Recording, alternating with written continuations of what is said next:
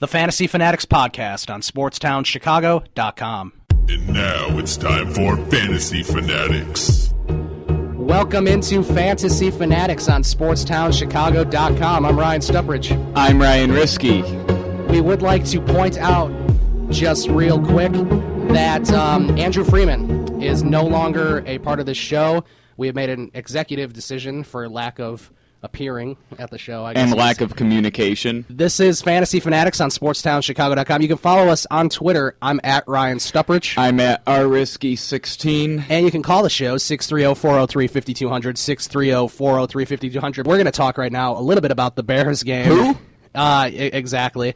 The Cowboys won 41-28. And the Bears were down 35-7, 37-7 at one point. 35-7. Yeah, 35-7. So that obviously was not a good sign, as their playoff hopes will be officially diminished on Sunday when a couple NFC teams win. So yeah, it's bye-bye Bears. Yeah, and it was just a matter of time. It was more of we were wondering when they would be eliminated, because we kind of knew that they were. Yeah, we knew. It's sad that they're not eliminated yet.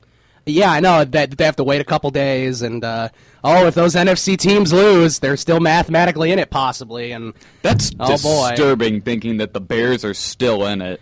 Yeah, I know. It's like the NFC is, a good conference, just like the AFC is, but it seems that maybe some of the teams in the NFC don't have a good enough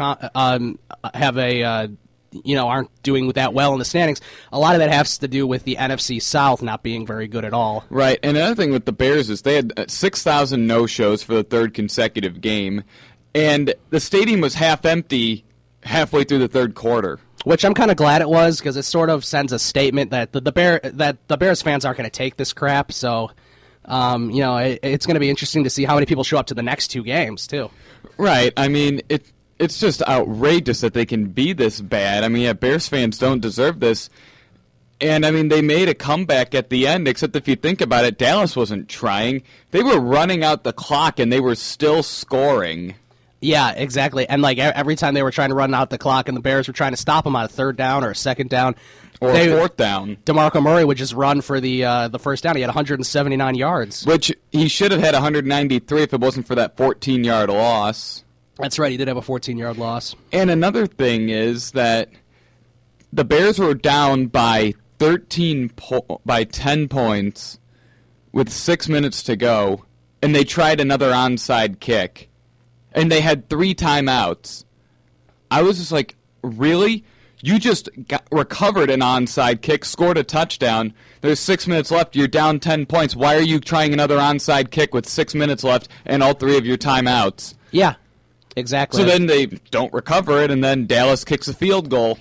That's a good point, too. Once again, poor coaching, poor play calling, and it was 7 to 7 at half, wasn't it? Or was it 14 to 7? It was 14-7 at halftime. Dallas made the adjustments at halftime. The Bears didn't. Well, and then starting off in the second half, Matt Forte fumbles the ball on a nice gain, which is very un-Forte-like. But I mean, of course, things happen, and then Brandon Marshall got taken to the hospital. I just heard on the radio he has 2 fractured ribs and a punctured lung, something like that. Yeah, that sounds like his season's over. So his season will be over for sure. He'll be in the hospital for a while. The weird thing is with Brandon Marshall is it almost nothing can keep him out of the lineup. He said that sprained ankle should have kept him out 4 weeks, and he played every game. That's right. And he kept re-injuring it too. Yeah, he did keep injuring it too. He's a warrior. I mean, he's a warrior, but I think some of that maybe has to do with why he's not having that good of a season this year. Well, yeah, he's been dealing with a lot of injuries. Hamstring, both ankles have been sprained, and now the punctured lung, 2 broken ribs. And it was just it wasn't like he was hit hard either. It wasn't like a dangerous play or anything. He caught the ball and he was going down, and the guy hit him in the back. Yeah, that's true. And he made a nice catch earlier in that game, a one-handed catch. I heard about that. I was here at school, but I had it on my radio on my phone, so I was listening to it. And Tom Thayer were going nuts. Yeah, exactly. And then I heard them go nuts over some of the play calling, and the beginning of the third quarter, and that's when it all started to fall apart, pretty much. Taking a look at some of the numbers, Tony Romo, he did pretty good. He only missed 5 passes. He was 21 of 26, threw for 205 yards and 3 touchdowns, so he had a very nice game. Did he throw a pass in the second half? Oh, wait, yeah, he did. Did you see that that second touchdown to Cole Beasley when the Bears had him on the run and it looked like he was just firing it out of bounds and he threw to triple coverage and his guy... Yeah. Like, I mean, only those things are happening to the Bears this year. If the Dallas was playing any other team, that would have been fired out of bounds or it would have been an interception. And then, of course, DeMarco Murray had a great game, 32 attempts, 179 yards. He had a touchdown. He had a 40-yard run as well. It seemed like he did very good. When they were running out the clock, it seemed like they were getting like big play after big play, and it was 35-7, and there was 12 minutes left in the fourth quarter, and I was just like, how is there 12 minutes left in the fourth quarter, and Dallas is running out the clock? That was the thing, like that there was still a lot of time left when the Bears came back and they had those 2 scores in a row. You know, the Bears, and by the way, the Bears recovered their first onside kick since 2003.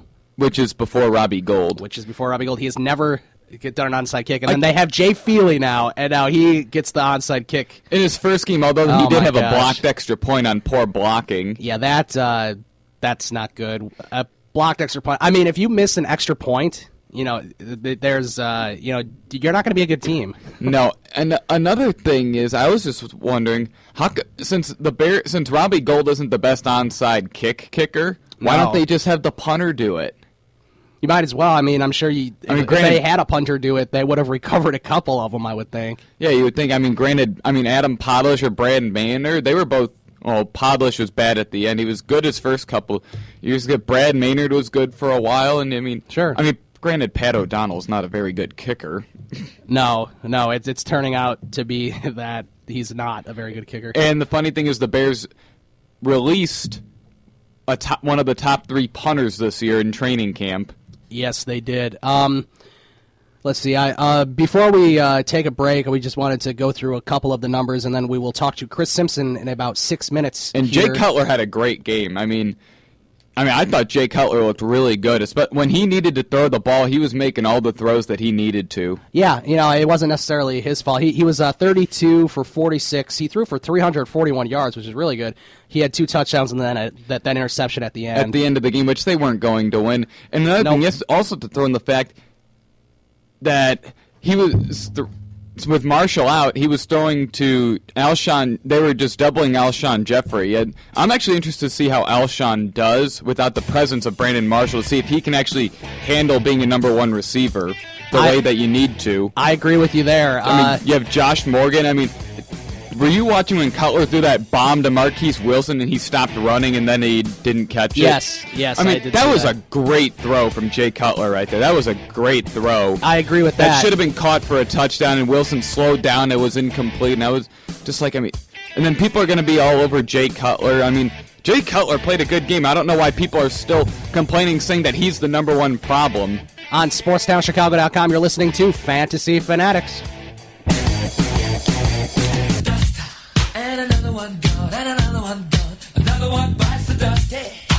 Welcome back to Fantasy Fanatics on SportsTownChicago.com. I'm Ryan Stuprich. And I'm Ryan Risky. We will continue our discussion on the Bears-Cowboys game from last night. The Bears fall to 5-8 and pretty much out of playoff contention, depending on which NFC teams lose and win. Another thing is Sunday. Matt Forte had 5 rushes against Detroit, and he only had 13 against last night. I know. He should be having close to 30. Well, I don't know about maybe total touches, including his receptions. Right. Except, why would Mark Trestman go and say, we're going to run the ball more? I think we need to run the ball more, and then he doesn't run the ball.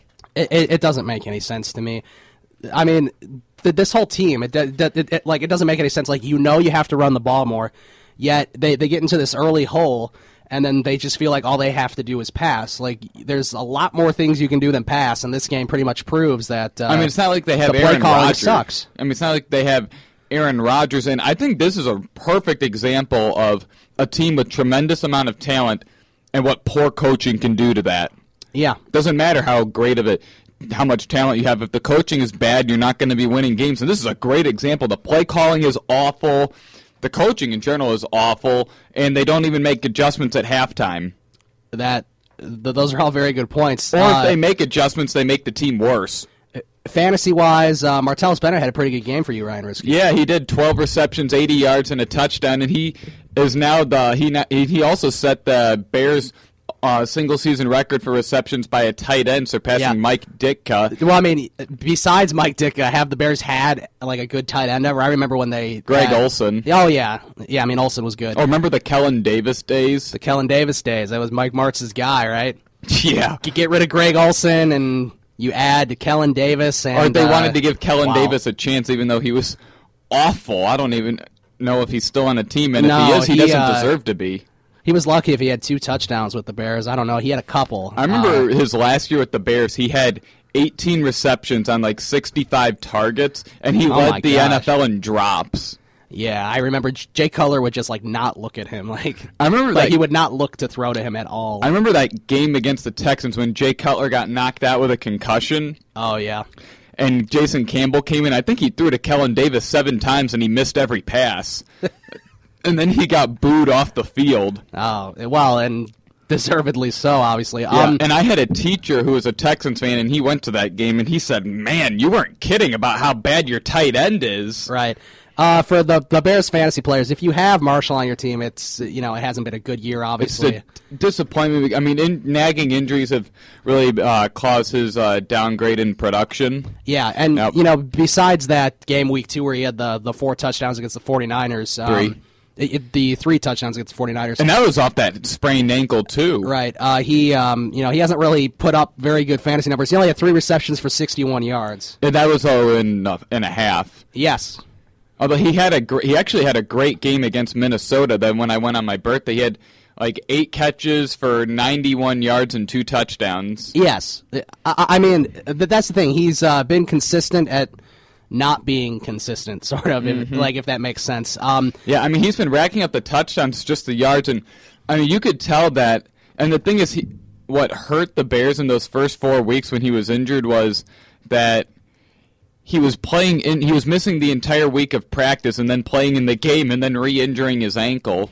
Right. Alshon Jeffrey only had 6 receptions, but he did have 95 yards and a touchdown. That's what I'm disappointed with Alshon Jeffrey. I was expecting a lot more out of him. I thought that I'm actually interested to see if he can handle the duties of being the number 1 receiver, because you can go and say that Alshon's the Bears' primary target, except you're also forgetting that there's the presence of Brandon Marshall, and teams are throwing their best cornerback and safety on Brandon Marshall. Right. I agree with that, too. Like Miami threw Cortland Finnegan on Brandon Marshall. I don't even know. They threw some other cornerback I've never heard of on Jeffrey. Marshall had 6 catches for 48 yards, and Jeffrey had 2 catches for 9 yards. So going to the Dallas Cowboys. It's also a shame that Martellus Bennett had to break the Bears' record for receptions by a tight end in a single season in a game like that. Right, in a game and in a season like this, too. It's kind of like you would think that the Bears would be having a good season if Martellus Bennett broke something like that, because he's their 3rd target. He's not he's not even the number 1 or 2 target. They said the Bears are the only team in the NFL that has 4 players with more than 50 receptions. Yeah, that's something. I mean, they're getting the ball, the guys, so I mean that is definitely something. And I mean, Phil Emery hit a home run on Martellus Bennett. Did you know he's only 27?